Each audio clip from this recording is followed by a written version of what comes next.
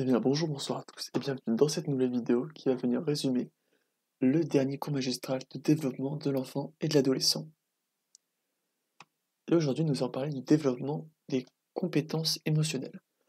Alors en fait, il ne s'agit que d'une partie sur le chapitre développement social affectif, mais selon ce que j'ai compris, les autres parties du chapitre ne seront pas dans l'examen, enfin ne seront pas prises en compte pour la conception des partiels.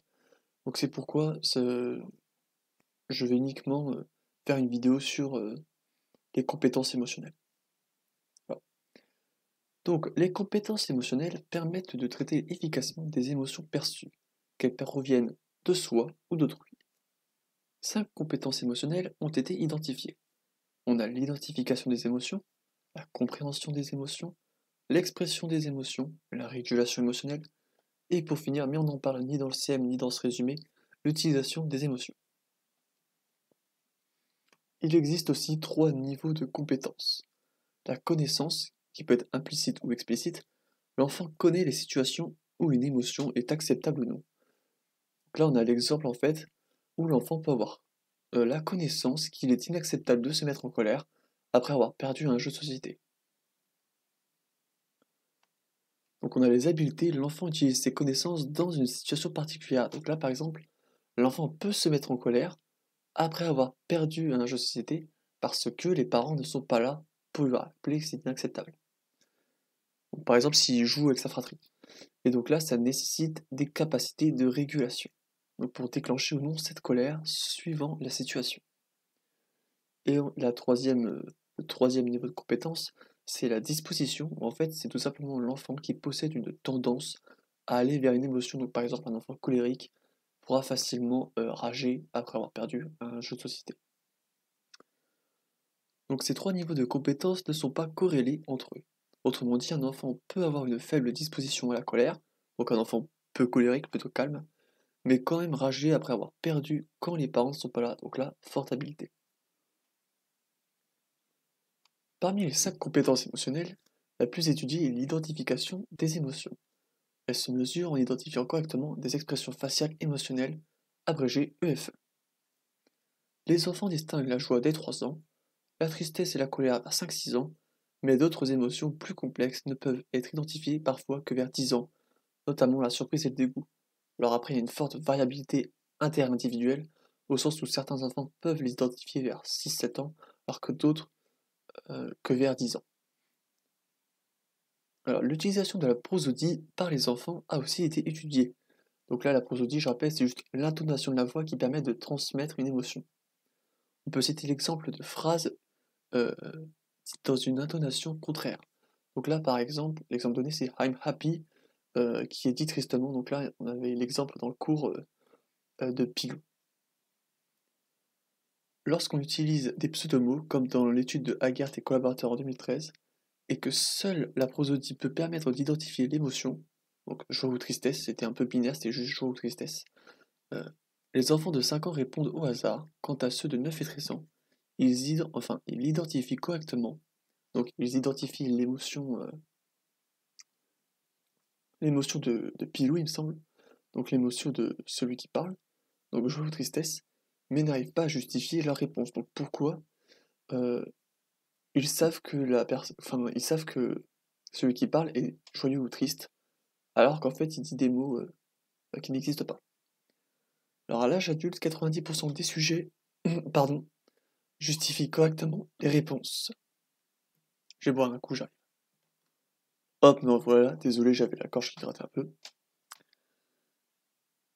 Alors du coup, oui, à l'âge adulte, 90% des sujets justifient correctement leurs réponses, donc en disant qu'en fait c'est par l'intonation de la voix qu'ils ont compris que le personnage était triste ou joyeux. Donc maintenant on passe à la compréhension des émotions, qui a eu un petit modèle créé par Ponce et Harris en 2004. Celui-ci se compose de 3 phases expliquant le développement de la compréhension des émotions chez les enfants de 2 à 12 ans. Il se compose d'une phase de compréhension externe, mentale et pour finir, réflexive. La première phase s'acquiert de 2 à 4-5 ans. Elle permet de comprendre l'origine externe d'une émotion. Ils arrivent à nommer les émotions les plus basiques et comprennent l'influence des désirs sur les émotions. Donc là, les désirs, c'est typiquement avec un exemple donné en cours, c'est je voulais une pomme en dessert, elle du chocolat, on a finalement eu du chocolat. Donc ça, enfin, si un enfant lit cette phrase-là, il comprend que la première personne va être déçue, va être peut-être triste, c'est un peu gros, mais un peu triste, alors que l'autre va plutôt être joyeuse parce qu'elle voulait du chocolat, et bah, c'est bien ce qu'il y avait en dessert. Donc là, ça dépend, l'émotion dépend bien du désir. Donc l'enfant de 4-5 ans est capable de euh, comprendre ça. La phase mentale s'acquiert de 5 à 7 ans, elle permet de comprendre les causes psychologiques d'une émotion, autrement dit interne. Ils comprennent par exemple qu'une personne peut être joyeuse avec uniquement une pensée positive. Ils deviennent aussi capables de comprendre que l'émotion apparente peut être différente de l'émotion réelle de la personne. Donc par exemple, ils peuvent comprendre euh, qu'une personne peut cacher sa déception et simuler la joie, même s'il reçoit par exemple un cadeau qu'il estime euh, mauvais. Alors attention parce que les enfants sont capables de simuler avant cet âge. Dès 4 ans, ils sont capables de simuler en fait l'émotion. Mais ne peuvent comprendre l'existence de cette différence chez autrui qu'entre 5 et 7 ans. Donc là, il y a bien une différence entre expression et compréhension. Alors pour finir, on a la phase réflexive qui s'acquiert de 8 à 12 ans. Celle-ci permet de comprendre les relations complexes entre les émotions et l'environnement. Vers 8-9 ans, l'enfant va être capable de comprendre l'impact des règles morales sur les émotions. Donc par exemple, il va comprendre que lorsqu'on ment, on peut ressentir après de la culpabilité. Donc là, c'est moral au sens où on a été immoral, et donc une émotion de culpabilité apparaît. Vers 9-10 ans, l'enfant comprend la nature mixte des émotions. Typiquement, la possibilité d'avoir en même temps deux émotions contraires. Donc là, on avait donné l'exemple du chien retrouvé mais blessé. Donc on est joyeux de retrouver le chien, mais en même temps triste parce qu'il est blessé. Vers 11-12 ans, l'enfant contrôle de mieux en mieux ses émotions grâce à la compréhension qu'il en a. Il commence à développer des stratégies de régulation émotionnelle, prouvant qu'il comprend le fonctionnement de ses émotions ou de celles d'autrui. Alors, durant la période scolaire, l'enfant va apprendre qu'il n'est pas toujours souhaitable de montrer ouvertement ses émotions au risque de conséquences négatives. Donc, par exemple, si un enfant se roule par terre pour un bonbon et que finalement il finit au coin, euh, il va comprendre qu'il fallait pas trop s'exprimer au niveau émotionnel. Donc il va apprendre à exprimer ses émotions en fonction des situations et des personnes. Les émotions montrées seront moins fortes et moins directes grâce au développement du langage. Ponce et Harris distinguent bien la compréhension et l'expression des émotions. En effet, un enfant peut parfois ressentir ou exprimer une émotion avant de savoir réellement pourquoi il la ressent. Donc là, encore une fois, on avait l'exemple du mensonge qui entraîne la culpabilité. Donc au début, l'enfant peut ressentir de la culpabilité, mais sans comprendre en fait que c'est parce qu'il a menti et que c'est en fait immoral, qu'il ne faut pas mentir. Alors là, on passe au plus long, donc c'est la compétence la plus qu'on a le plus développée en cours, et c'est la régulation émotionnelle, qui est la compétence qui arrive le plus tardivement, elle n'est mature qu'autour de 12 ans. Elle permet à l'enfant de jouer sur l'intensité, la durée et la façon d'exprimer des émotions. On parle de stratégie de régulation intra- ou interpersonnelle. Donc là, on avait donné l'exemple de stratégie utilisée si quelqu'un nous gueule dessus, où en fait on peut se dire, oh bah cette personne-là, elle est bête de me gueuler comme ça dessus, ou oh, elle comprend rien à ce que je dis, ou enfin, des stratégies pour en fait prendre du recul par rapport à cette situation. La régulation émotionnelle a d'abord été étudiée chez les jeunes enfants, avec leurs parents. Donc là, c'était interpersonnel parce qu'en fait, ce sont les parents qui vont réguler l'émotion de l'enfant. Alors, la capacité des parents à réguler l'émotion de leur enfant est liée au type d'attachement qu'ils possèdent. Donc, je rappelle, peut avoir un attachement sécure, donc là, c'est là où il y a une meilleure régulation émotionnelle, ambivalent, insécure, et il y en a un quatrième, c'est pas type évitant, je sais plus très bien. C'est quelque chose comme ça. Entre 3 et 6 ans, le développement langagier des enfants va jouer un rôle dans la régulation émotionnelle. En effet, les parents favorisent la verbalisation de ce que ressent l'enfant. De cette façon, l'enfant cherche et peut comprendre l'origine de son émotion pour ensuite prendre du recul par rapport à celle-ci. Donc là, en fait, il n'a pas juste l'émotion qui lui tombe dessus sans qu'il comprenne pourquoi. Grâce à la verbalisation, il va comprendre l'origine. De cette façon, il va pouvoir prendre du recul et donc ça va jouer sur cette intensité où il va comprendre pourquoi il a ressenti cette émotion. Alors, il peut aussi utiliser ce que dit l'adulte pour développer des stratégies intrapersonnelles de régulation. Donc là, par exemple, pourquoi il me gueule dessus lui?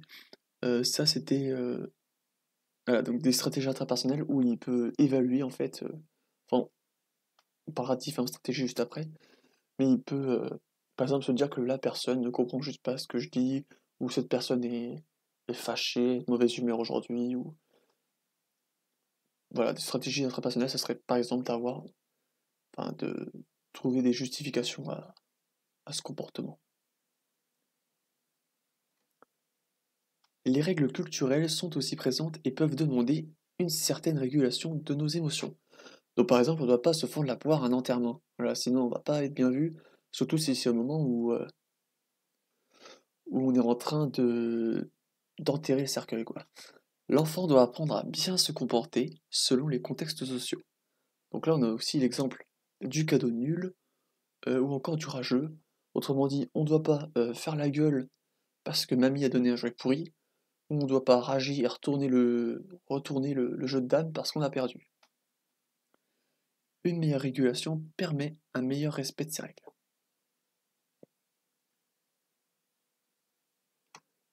La régulation peut aussi passer par l'amplification émotionnelle. Donc c'est pas seulement la minimisation.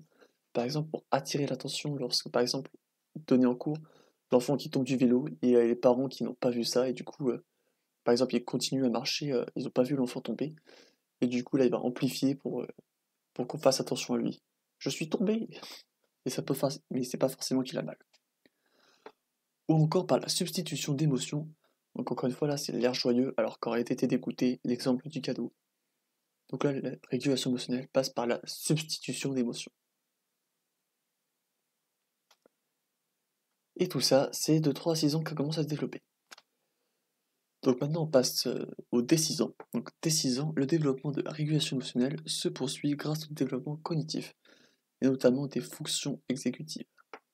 L'enfant peut essayer de rechercher la cause de son émotion, du soutien, ou encore une distraction, pour en fait faire en sorte que l'émotion soit moins intense à vivre.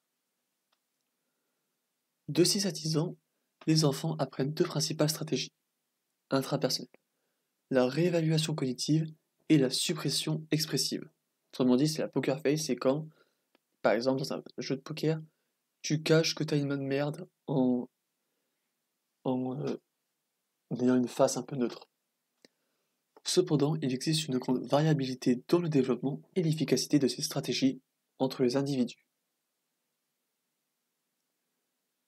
L'utilisation presque exclusive de suppression expressive est associée à l'anxiété sociale et la dépression, alors que la réévaluation cognitive serait plus associée à une meilleure qualité de vie. Donc là, on voit que ces stratégies ne se valent pas en fait. Alors là, on va parler de Dumonteil, euh, Dumont, Dumonteil, oui. Alors Dumonteil, je suis pas sûr du nom, parce qu'en fait, c'est très rare, mais j'ai même pas réussi à me relire. Je sais que j'écris mal, mais j'ai pas réussi à me relire. Donc si vous pouvez confirmer si c'est bien Dumonteil, je vous en remercie, parce que je suis pas sûr. Donc j'ai écrit Dumonteil, voilà. Mais parce que c'est pas écrit sur le diapo. C'est un peu. Les derniers diapos sont beaucoup trop. Enfin, ils sont pas assez détaillés, quoi. Donc Dumonteil, en 2019, a étudié la régulation émotionnelle des adolescents au travers de leur développement cérébral, cognitif et émotionnel.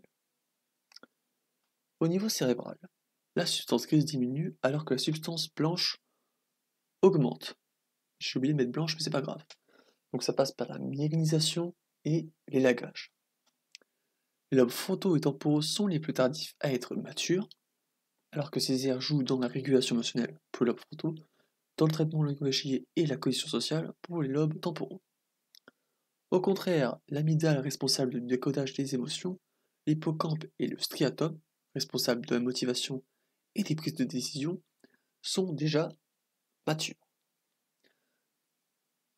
Donc il n'y a pas un même niveau de développement, autrement dit. Cette asymétrie développementale serait en lien avec la réactivité émotionnelle des adolescents ainsi que de leur sensibilité à la récompense.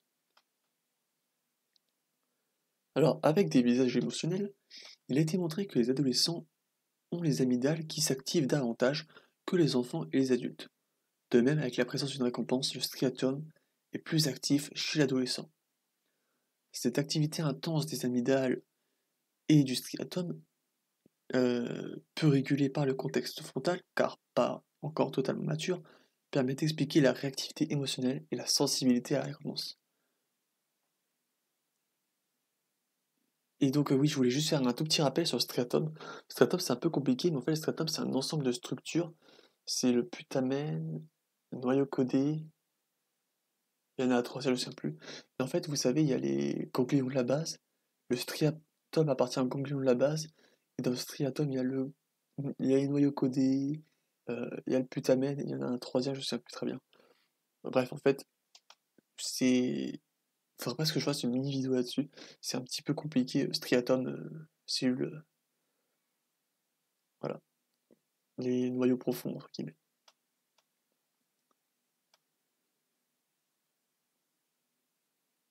Alors, où est-ce que j'en étais du coup? Ah oui, j'en étais là. Les adolescents sont aussi plus influencés par les contextes sociaux. Ceux-ci peuvent facilement modifier la prise de décision de l'adolescent et donc potentiellement augmenter la prise de risque. Donc à côté de ça, on a Stenberg en 2005 qui a créé un jeu automobile pour mesurer la prise de risque des adolescents comparée à des adultes. La prise de risque dans le jeu est plus grande uniquement si l'adolescent est entouré de pairs, ce qui montre cette influence du contexte social. Autrement dit, s'il est seul, il se comporte comme un adulte en termes de prise de risque. Après, bah, j'aurais bien aimé savoir c'est quoi le risque dans le jeu automobile en fait. Alors, cette difficulté à réguler les émotions peut s'expliquer par une baisse du soutien parental. Donc, autrement dit, il y a peu de stratégies interpersonnelles. Donc, il n'y a plus les parents qui viennent proposer des stratégies interpersonnelles. Malgré la difficulté parfois persistante à utiliser des stratégies de régulation interne. Comme je rappelle, une grande variabilité pour ce qui est des stratégies internes, donc réévaluation collective et, suppression expressive. Et donc là, oui, j'avais fait un petit paint qui vient résumer pour l'adolescence cette asymétrie. Donc voilà, en fait, on a les régions sous-corticales qui sont bien développées, notamment l'amygdale, responsable du décodage des émotions, le striatum, responsable de la motivation et de la prise de décision, et une asymétrie par rapport aux zones corticales enfin aux aires corticales qui, elles, ne sont pas encore totalement développées, notamment les lobes temporaux et les lobes frontaux qui permettent la mise en place de stratégies de régulation émotionnelle. Et donc cette différence de poids va en fait créer une sorte d'impulsivité chez l'adolescent qui se manifeste en fait par un 3R. J'ai fait les 3 R en fait, après les 3 S du stress, les 3 R de l'impulsion adolescente, réactivité émotionnelle, prise de risque et sensibilité à la récompense. Voilà. Un petit schéma récapitulatif. Alors, des facteurs peuvent intervenir dans le développement émotionnel de l'enfant. On pense notamment à l'attachement parental, donc comme vu plus tôt, un attachement sécure permet un meilleur développement émotionnel, enfin des compétences émotionnelles que un attachement sécure. Ce qui peut permettre à l'enfant d'être dans un environnement plus ou moins stimulant. Donc par exemple, expression et utilisation des émotions par les parents, au sens où s'il est dans un attachement sécure, il va plus être avec ses parents, il va plus y avoir d'observation et d'interaction au niveau émotionnel. Donc un meilleur apprentissage dans les compétences émotionnelles. Alors le niveau langagier de l'enfant, donc grammaire vocabulaire, est lié à l'expression des émotions. Donc oui, au sens où, comme on l'avait dit plus tôt, s'il y a du langage, l'enfant va pouvoir passer par ce langage et du coup avoir moins besoin de s'exprimer au niveau émotionnel, en ce qui concerne l'intensité notamment. Avec l'exemple du gamin qui se roule en boule parce qu'il n'est pas capable de demander correctement est-ce que je peux avoir un bonbon s'il te plaît? Ou pourquoi tu veux pas me donner le bonbon? Et les fonctions exécutives sont liées à la compréhension des émotions. Donc là, alors j'ai mis intra et inter. Ah oui, compréhension des émotions intra et inter, donc comprendre l'origine de ses émotions et des émotions d'autrui. Le contrôle inhibiteur chez les jeunes enfants, donc 3 à 6 ans, est lié à la régulation émotionnelle. Donc oui, elle n'était pas mature, mais elle se développe déjà à cet âge-là, la régulation émotionnelle. C'est un peu c'est le début, quoi. Alors juste pour faire une petite conclusion là-dessus. Le développement des compétences émotionnelles reste très important au développement général de l'enfant. En effet, ces capacités sont corrélées à la réussite scolaire, surtout la compréhension des émotions, mais aussi aux comportements prosociaux et même à la popularité de l'enfant, euh, oui, à sa popularité par ses camarades. Et voilà, c'est tout pour ce dernier CM, enfin ce dernier résumé de cours pour le développement. Bon, j'espère que la vidéo vous aura été utile. Et puis voilà, maintenant la playlist va être terminée.